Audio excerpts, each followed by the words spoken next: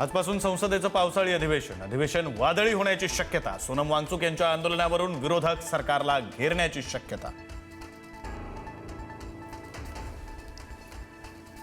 आज कॉकरोच जनता पार्टी संसदेवर मोर्चा काढणार। धर्मेंद्र प्रधान यांच्या राजीनाम्यासाठी कॉकरोच जनता पार्टी आक्रमक। मोर्चाच्या पार्श्वभूमीवर संसद परिसरासह जंतर मंतरवर मोठा पोलीस बंदोबस्त तैनात।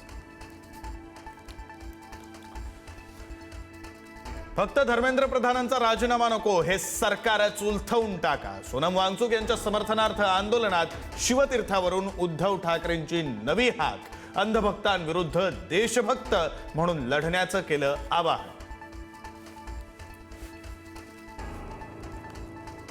सोनम वांगचुक आज उपोषण मागे घेण्याची शक्यता। पत्नी गीतांजली यांची जंतर मंतरवरून मोठी घोषणा।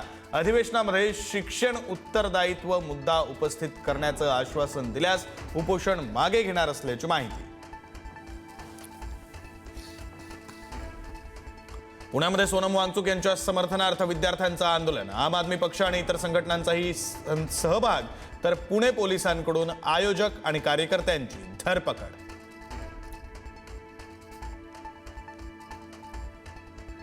डोंबिवलीतील महिला डॉक्टरांना मारहाण प्रकरणी रमेश म्हात्रेला 3 ऑगस्टपर्यंत न्यायालयीन कोठडी। रमेश म्हात्रे पोलिसांना शरण।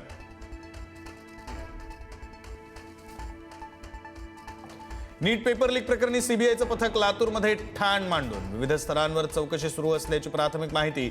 शिवराज मोटेगावकरच्या क्लासेसमध्ये जवळपास 1.5 ते 2 तास चौकशी।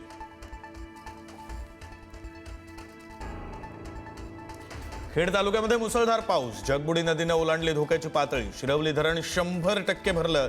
धरण क्षेत्रामध्ये मुसळधार पाऊस। मटन मार्केट परिसरात शिरलं पाणी।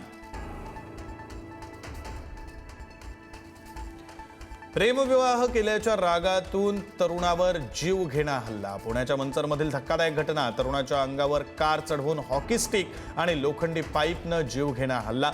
घटना सीसीटीव्हीत कैद। संत तुकाराम महाराजांच्या पादुकांचं सराटीमध्ये शाही नीरा स्नान। नीरा नदीकाठी वारकऱ्यांच्या उपस्थितीत पार पडला सोहळा। तुकोबांच्या पालखीचा सोलापूर जिल्ह्यात प्रवेश।